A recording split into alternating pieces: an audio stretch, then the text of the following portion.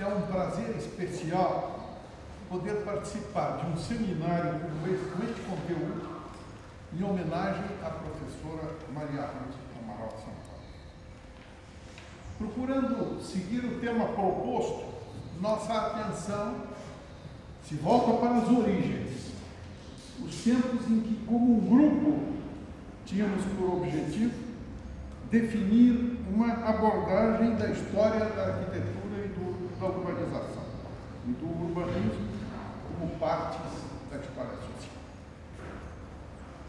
A herança que havíamos recebido até então na FAO, proveniente da Escola Politécnica e das escolas de Belas Artes, era de estudos de caráter morfológico, organizados em sistema cartesiano, em que a solução dos problemas seria alcançada dividindo-os em partes, resolvidas as partes, com uma simples soma, estaria resolvido o conjunto.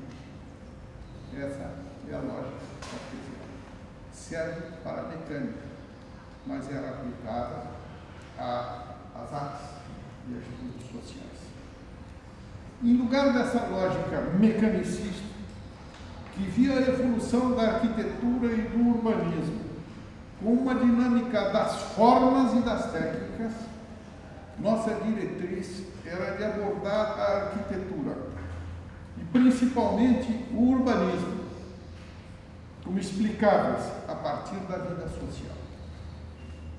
Não por acaso, certamente não por acaso, adotávamos o conceito de urbanização como processo social, considerando-o como básico para o estudo do urbanismo, e este visto como um conjunto de propostas para o controle do processo de urbanização. É nesse contexto que gostaríamos de destacar a contribuição e a participação da professora Maria Ruth Amaral Sampaio. Em situação tão especial, nossas palavras só podem ter um sentido, o de memória, recuperando as linhas de pensamento e de trabalho teórico que tivemos o prazer de trilhar juntos no início, entre 1962 e 1968, abrindo caminhos que ainda não haviam sido percorridos. E para isso, nosso trabalho era um constante diálogo. O resultado foi fruto desse diálogo e das contribuições daqueles companheiros, de todos e de cada um. Em 1962, quando Lorival Gomes Machado implantou a reforma da FAO, apoiando nossos projetos de pesquisa, obteve recursos para que contratássemos alguns colaboradores, entre eles Maria Ruth Sampaio. Hoje é difícil lembrar quem indicou seu nome, mas pode ter sido nosso colega e amigo Gabriel Bolaf. Foi ele mesmo. Maria Ruth chegava naqueles dias de Paris, onde havia participado de diversos cursos e havia trabalhado com a equipe de Chauvat-Renault. Esse lançara pouco antes um sistema de registro cartográfico de relações e problemas sociais característicos do ambiente urbano, com o uso de aerofotogrametria. Era um tempo de inovações. Era como uma antecipação do Google. Se Gabriel estivesse vivo, certamente estaria aqui e poderíamos lhe agradecer pessoalmente pela indicação. Entre outras gentilezas e os livros que ele nos deixou, ficamos lhe devendo para sempre também essa excelente sugestão. Naquela época, como foi dito, estávamos organizando a cátedra criada por Lorival, que era uma completa novidade em seu tempo, a de História da Arquitetura Contemporânea e Evolução Urbana. Em cursos de graduação não havia nada semelhante no país. Como a formalização burocrática demorou quase 2 anos para ocorrer, tivemos um bom tempo para estudo coletivo, e para preparar nossos cursos. De nossa equipe de preparação, participavam Maria Ruth, Rodrigo Lefebvre e, durante algum tempo, João Toscano. Da parte de pesquisa sobre urbanização e urbanismo, participaram Rebeca Scherer, em caráter permanente, em aspectos específicos, Maria Irene Queiroz Ferreira, depois Meridiane, e Neide Lopes, depois Patar. Paulo Bruna participava de estudos sobre industrialização da construção e sobre iconografia das cidades coloniais. O foco de nossa atenção hoje volta-se para os estudos sobre a história da arquitetura contemporânea de urbanização e de urbanismo, com base em estudos sociais. É aí que devemos procurar destacar a importante contribuição de Maria Ruth. Antes da reforma, em 1962, para os assuntos sobre os quais estávamos tratando, havia na FAO 2 cátedras, a de arquitetura analítica, que tratava de uma história da arquitetura simplificada, com análise morfológica, como o nome indicava, e a de economia política, que oferecia algumas noções gerais sobre o tema, informações sobre contabilidade e sobre a disciplina legal do exercício profissional. Com a reforma, foi criada a Cátedra de História da Arquitetura Contemporânea do Cipibá, e a de Economia Política foi transformada em Fundamentos Sociais de Arquitetura e Urbanismo, que é o que estamos tratando. Nosso primeiro professor, indicado por Lorival, foi Juarez Rubens Brandão Lopes. Acredito que seu nome tenha sido escolhido em conjunto por Lorival e Fernando Henrique Cardoso, que era assistente de Sociologia na Faculdade de Filosofia. Essas mudanças foram fundamentais para o desenvolvimento de nossas linhas de trabalho, que como grupo queríamos imprimir. Maria Ruth Sampaio trabalhou em ambas as cátedras e participou diretamente de todo o processo de renovação. Para alcançar nossos objetivos, organizávamos seminários. Não era o seminário sobre Marx, tão famoso, mas era um seminário sobre história da arquitetura da urbanização, ou era o seminário. O primeiro sobre história da arquitetura contemporânea, mais restrito, com a participação de Maria Ruth e Rodrigo Lefebvre. Discutíamos página por página, Space, Time and Architecture de Siegfried Kittel, História da Arquitetura Contemporânea de Leonardo Benevolo. Nesta sala do Sacão, mesmo do Sacão. Paralelamente, a cada semestre, cada um de nós lia e discutia a bibliografia disponível, que na época não era muita, nem aqui, nem em qualquer lugar do mundo. De algumas figuras destacadas da história da formação do movimento moderno.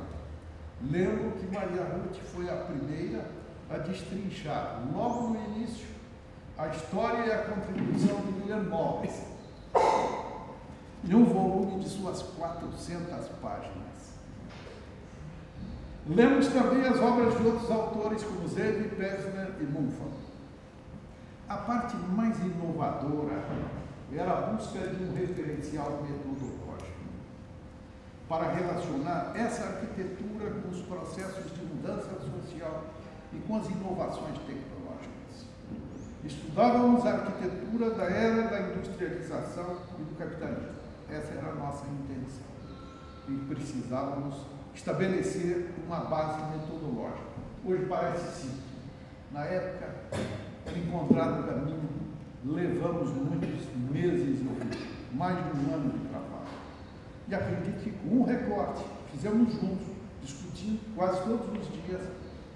Não vejo muito trabalho por aí afora, pelo mundo, com o cuidado com que nós fizemos aquela relação. Especialmente porque, nesta faculdade, o trabalho de fundamentos sociais era feito exatamente junto com a construção do método de estudos.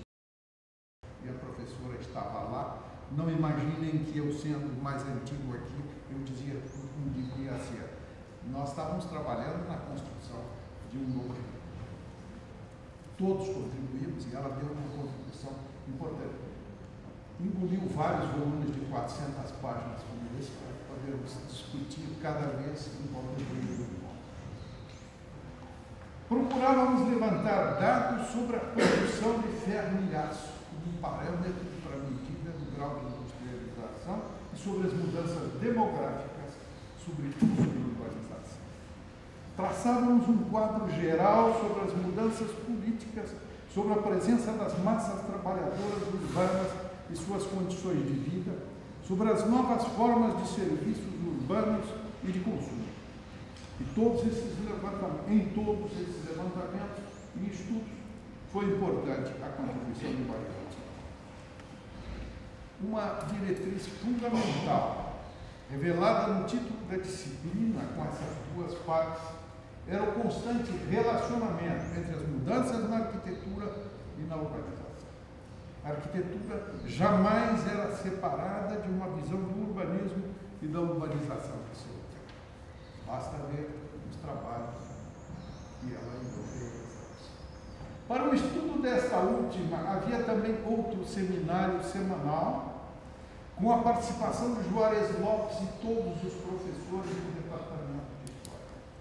Juarez sugeriu o estudo do livro de Gordon Char, o que aconteceu na história. Foi fundamental para a compreensão geral sobre as origens da urbanização. Em nossas reuniões, fazíamos também seminários sobre os livros de história do urbanismo de Frederick Fiorens, Lavedan e Arthur Koch.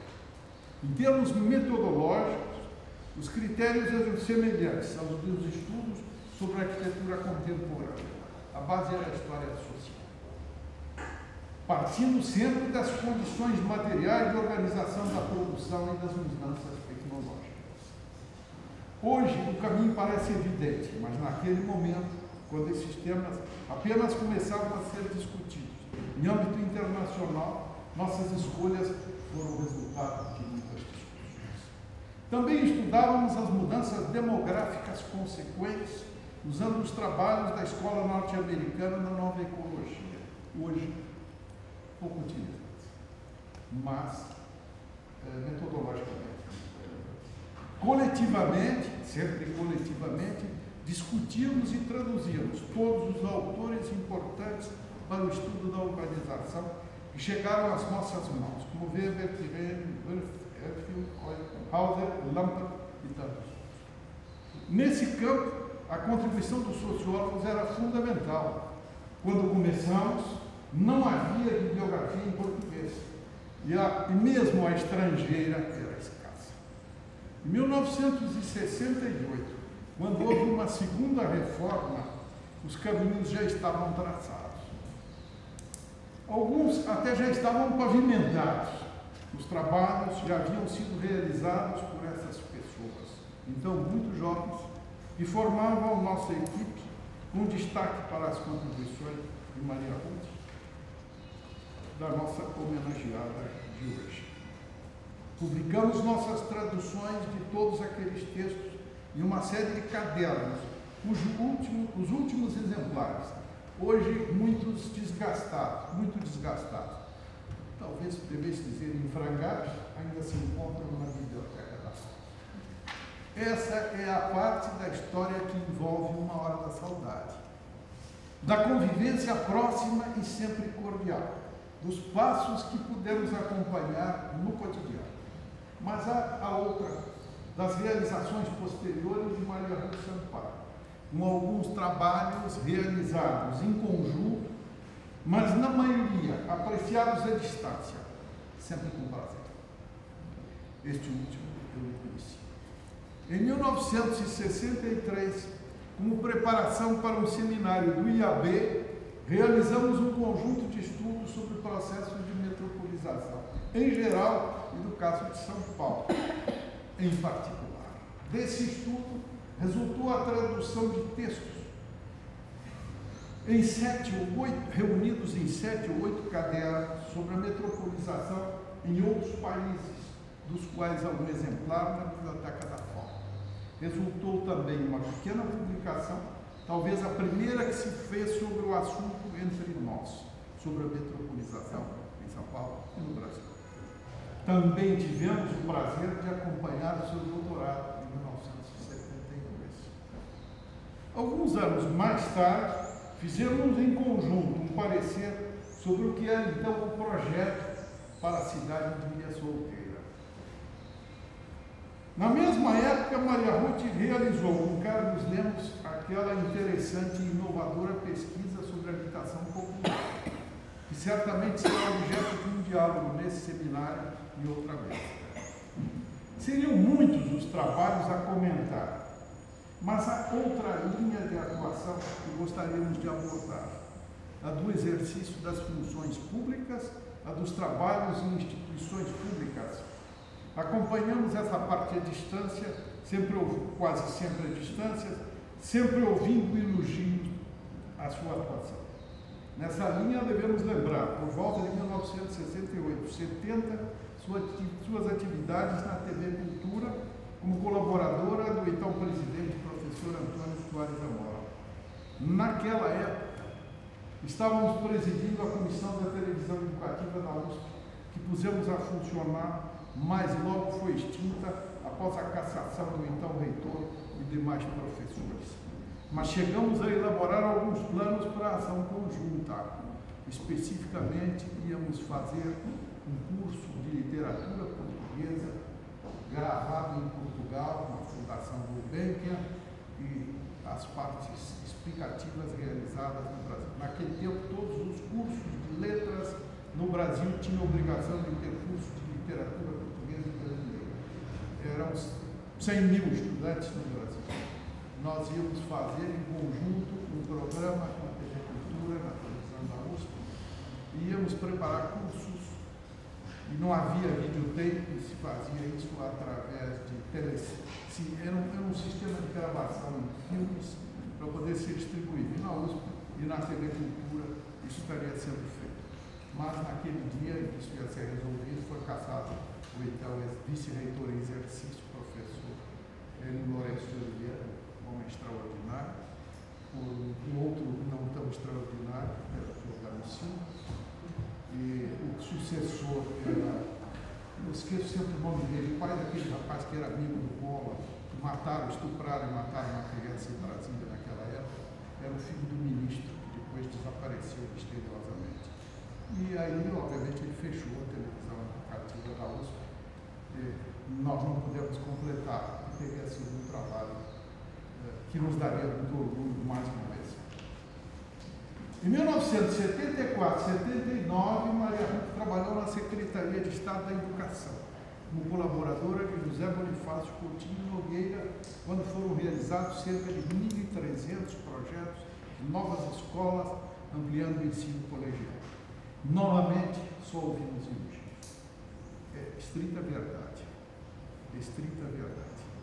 Novamente, só ouvimos elogios. Entre 1979 e 80, colaborou conosco na presidência da EMOR, no Museu da Casa Brasileira, é membro do Conselho Curador há mais de 10 anos, se não estou errando as contas. Na FAO, como professor, foi coordenadora do grupo de disciplinas de Fundamentos Sociais, da Arquitetura e do Urbanismo, sempre dentro da mesma linha, chefe de nosso departamento, diretora da faculdade e fundadora do Laboratório de Fundamentos Sociais da Arquitetura e do Urbanismo. É, portanto, nossa muito amável vizinha. Para descrever em 15 minutos, não é pouco. Muito obrigado.